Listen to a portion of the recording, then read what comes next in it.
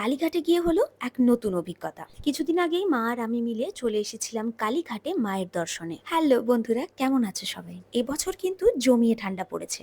বেশ কিছুদিনের পুরনো হলেও ভাবলাম এই ভিডিওটা তোমাদের সাথে শেয়ার করা যাক। হাই, আমি প্রমিলি, আর আজকের মিনি ব্লগটা শুরু একটা সকাল দিয়ে। আর 5টা সকালের থেকে আলাদা, কারণ আজকে সকালে আমরা বেরিয়ে পড়েছি মায়ের দর্শন করতে। কালীঘাট মেট্রোতে নেমে লোকেশন অন করে আমরা চলে আসি মন্দিরে। মন্দিরে ঢোকার আগেই বাইরের স্টল থেকে একটা পুজোর ডালা নিয়ে নিই। পুজোর ডালা কিনতে লাগে 51 টাকা এবং পুজো করিয়ে দেওয়ার জন্য পুরোহিতকে দিতে লাগে আরো 51 টাকা। হ্যাঁ, জেনারেল লাইনে দাঁড়িয়ে পুজো দিতে শুধুমাত্র এইটুকুই খরচা হয়েছে আমাদের। প্রায় 1 থেকে 1.5 ঘন্টার মধ্যেই আমাদের পুজো দেওয়া হয়ে যায়। জানো, ওই দিন মন্দির থেকে পুজো দিয়ে বেরিয়ে আমরা বেশ কয়েকজন নতুন বরকনেকে দেখলাম। পুজো দিয়ে মা কালীর দর্শন করে আমরা গেলাম পাশের শ্যামরাই মন্দির, মহাদেবের মন্দির দর্শনে। এখানে এসে জানলাম মন্দির খোলা থাকে সকাল 6টা থেকে দুপুর 1টা পর্যন্ত, আবার খোলা হয় বিকেল 4টে থেকে রাত্রি 9টা পর্যন্ত।